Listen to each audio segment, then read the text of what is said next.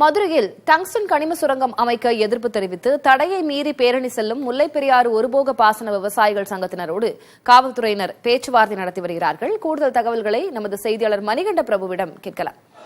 மணிகண்ட பிரபு, தொடர்ந்து போராட்டம் நடைபெற்றுக் கொண்டே இருக்கிறது. டங்ஸ்டன் சுரங்க விவகாரம் தொடர்ந்து பேசுபொருளாகிக் கொண்டே இருக்கிறது.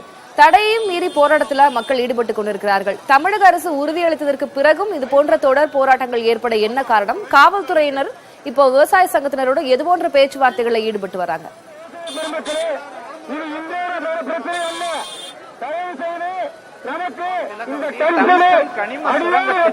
மத்திய அரசு முற்றிலுமாக ரத்து செய்ய வேண்டும் என முல்லைப்பெரியாறு ஒருபோக பாசன விவசாயிகள் சங்கம் சார்பில் நடைபெற்ற மிகப்பெரிய நடைபயண பேரணி என்பது தற்போது காவல்துறையினரால் தடுத்து நிறுத்தப்பட்டிருக்கிறது. கிட்டத்தட்ட 2 கிலோமீட்டர் தூரத்திற்கு 50,000க்கும் மேற்பட்ட மக்கள் சாறை சாறையாக மேலூர் நெடுஞ்சாலையில் வந்திருந்த நிலையில் தற்போது காவல்துறையினர் அவர்களை பேரிகார்டுகள் கொண்டு அடைத்து தடுத்து நிறுத்தி இருக்கிறார்கள். அமைதியான முறையில் வாகனங்களில் ஏறி செல்லுங்கள் என்கிற கோரிக்கையைத்தான் மாவட்ட எஸ்பிக்களான அரவிந்த் மற்றும் தேனி மாவட்ட எஸ்பி சிவபிரசாத் அந்த விவசாயிகளிடமும் பொதுமக்களிடமும் எடுத்துரைத்து வருகிறார். தற்போது விவசாய சங்க பிரதிநிதிகள் மேலூர் மக்களிடமும் மேலூர் விவசாயிகளிடமும் நாம் அமைதியான முறையில் தான் மத்திய அரசுக்கு நம்மளுடைய போராட்டத்தை எடுத்துச் சொல்ல வேண்டும், தமிழக அரசுக்கு நம்முடைய கோரிக்கையை எடுத்துச் சொல்ல வேண்டும், அதன் அடிப்படையில் வாகனங்களில் செல்ல வேண்டும் என்கிற கோரிக்கையும் அவர்கள் காவல்துறை வாகனத்தின் மீது ஏறியே அவர்கள் கோரிக்கை விடுத்து வருகிறார்கள். இருப்பினும் இங்க இருக்கக்கூடிய ஒவ்வொரு கிராம பிரதிநிதிகளும் நாம் நடைபயணமாகவே சென்று தலைமை தபால் நிலையத்தை முற்றுகையிடுவோம், போராட்டம் நடத்துவோம், அப்போதுதான் விவசாயிகள் மேலூர் பொதுமக்களினுடைய வழி தெரியும் என்கிற கருத்துக்களை கூறி வருகிறார்கள். தொடர்ச்சியாக தற்போது காவல்துறையினுடைய பாதுகாப்பு பலப்படுத்தப்பட்டிருக்கிறது. மாவட்ட எஸ்பியும் அவர்களுடன் பேச்சுவார்த்தைக்கான முயற்சிகளில் தீவிரமாக ஈடுபட்டிருக்கிறார். இந்த டங்ஸ்டன் கனிம சுரங்க திட்டத்தை மத்திய அரசு முற்றிலுமாக ரத்து செய்ய வேண்டும் என்கிற அந்த ஒற்றை கோரிக்கையில் தான் நாம் தொடர்ந்து நடைபயணமாகவே செல்வோம் என விவசாயிகளும் கூறியிருக்கிறார்கள். இங்கே விவசாயி ஒருவர் இருக்கிறார், அவரிடம் கேட்கலாம். சார், இங்க என்ன சொல்றாங்க காவல்துறை, நீங்க என்ன சொல்றீங்க? இப்ப தடையை மீறி பேரணியாவே போறீங்களா இல்ல காவல்துறை சொல்ற மாதிரி வாகனங்களே போறீங்களா? சார், இந்த போராட்டம் அப்படின்றது பாத்தீங்கன்னா ஒருபோக விவசாயிகள் சங்கத்தின் சார்பில் ஆரம்பிக்க போராட்டம். கிட்டத்தட்ட இதை சுத்தி இருக்க பெரியார் பாசன வாய்க்கால இருக்க அனைத்து விவசாயிகளும் நீங்க வந்திருக்கோம். கிட்டத்தட்ட பாத்தீங்கன்னா 50,000 மக்கள் இருக்காங்க. இந்த போராட்டம் அமைதி வழி போராட்டமாகத்தான் போயினாங்க. பிடபிள்யூடி ஆபீஸ், அதாவது தல்லாகுளத்தில் இருக்க பெண்ணிக்கு அலுவலகத்துக்கு போய் எங்களோட கோரிக்கையை வலியுறுத்துறதுக்காக நடைபெற்று கொண்டு நடத்தினோம். ஆனா இந்த காவல்துறை என்பது எங்களை இன்னைக்கு தடுத்து நிப்பாட்டிருக்காங்க. நாங்க என்ன கோரிக்கை வைக்கிறோம் அப்படின்னா, இன்னைக்கு சட்டப்பேரவை கூட்டத்தொடர் நடந்துட்டு இருக்கு.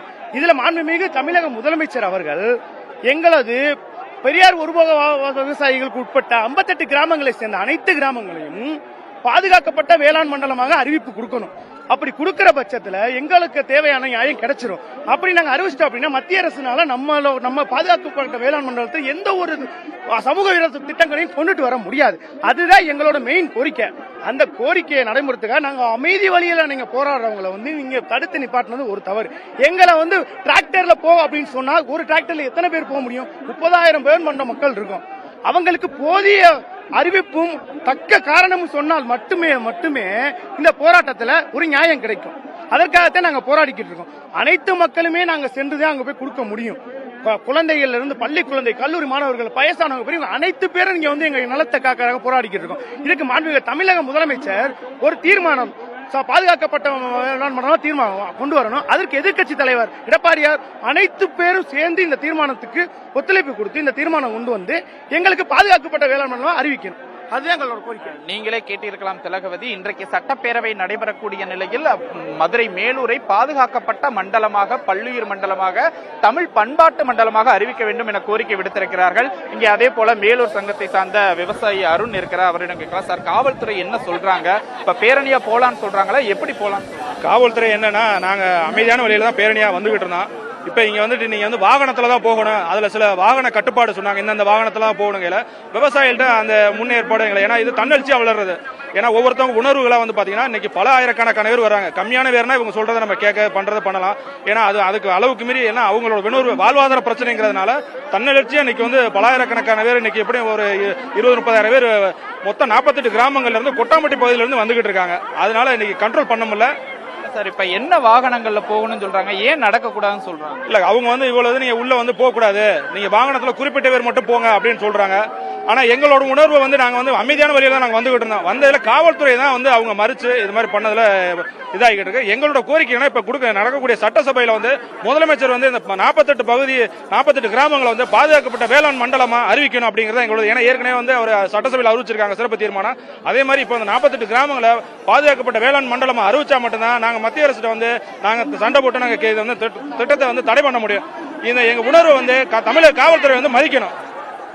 திலகவதி, நீங்களே கேட்டிருக்கலாம், எங்களுடைய உணர்வுகளை மதித்து காவல்துறை நடைபயணமாக நடந்து செல்வதற்கு அனுமதி கொடுக்க வேண்டும், நாங்கள் வாகனங்களில் செல்ல மாட்டோம் என்று விவசாயிகள் தரப்பிலும் தெரிவிக்கப்படுகிறது. தற்போது இந்த மேலூர் நெடுஞ்சாலையில் ஒரு பரபரப்பான காட்சி நிலவிக் கொண்டிருக்கிறது. 100க்கும் மேற்பட்ட காவல்துறையினர் பேரிகார்டுகளை வைத்து விவசாயிகளையும் பொதுமக்களையும் அந்த மேலூர் பகுதியினுடைய சூழியலாளர்களையும் தடுத்திருக்கிறார்கள். காவல்துறையினரும் தொடர்ந்து பேச்சுவார்த்தை நடத்தி கொண்டிருக்கிறார்கள். அதே போல விவசாய சங்க பிரதிநிதிகளான PR பாண்டியன் உள்ளிட்ட முக்கிய தலைவர்களும் அந்த விவசாயிகளிடம் கோரிக்கை வைக்கிறார்கள். அமைதியான முறையில் போராடுவோம் என்று சொல்லுகிறார்கள். இருப்பினும் மேலூர் மக்கள் நாம் நடந்து சென்று தபால் நிலையத்தை முற்றுகையிடுவோம், நமது கோரிக்கையை அரசுக்கு சொல்லுவோம் என்று அவர்கள் எதிர்ப்பு தெரிவித்து வருகிறார்கள். தற்போது இந்த மேலூர் நெடுஞ்சாலை முற்றிலுமாக போக்குவரத்து தடை செய்யப்பட்டு கிட்டத்தட்ட ஒரு 2 கிலோமீட்டர் தூரத்திற்கு மக்கள் அதிக அளவில் திரண்டு இருக்கிறார்கள். 50,000 பேர் திரண்டு இருக்கிறார்கள். காவல்துறையினரும் ஒருபுறம் பாதுகாப்பு பணிகளில் தீவிரமாக ஈடுபட்டிருக்கிறார்கள். பேச்சுவார்த்தை என்பது தொடர்ச்சியாக நடைபெற்று வருகிறது.